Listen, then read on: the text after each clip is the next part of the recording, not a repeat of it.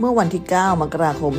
2569 ตามเวลาท้องถิ่นณเมืองมุมไบสาธารณรัฐอินเดียรัฐมนตรีว่าการกระทรวงพาณิชย์พร้อมด้วยปลัดกระทรวงพาณิชย์ผู้ช่วยรัฐมนตรีประจำกระทรวงพาณิชย์และอธิบดีกรมส่งเสริมการค้าระหว่างประเทศได้เข้าร่วมกิจกรรมส่งเสริมสินค้าไทย Taste of Thailand และเยี่ยมชมซูเปอร์มาร์เก็ต Nature's Basket เพื่อสำรวจตลาดและศักยภาพของสินค้าไทยในตลาดอินเดียโดยกิจกรรมในครั้งนี้นะคะได้จัดขึ้นภายในห้างสรรพสินค้า Phoenix Palladium โดยมีวัตถุประสงค์เพื่อสร้างการรับรู้ภาพลักษณ์สินค้าอาหารและสินค้าเกษตรของไทยผ่านการจัดแสดงและประชาสัมพันธ์สินค้าไทยคุณภาพในซูเปอร์มาร์เก็ตระดับพรีเมียมอย่าพลาดข่าวดีและโอกาสทางการค้าติดตาม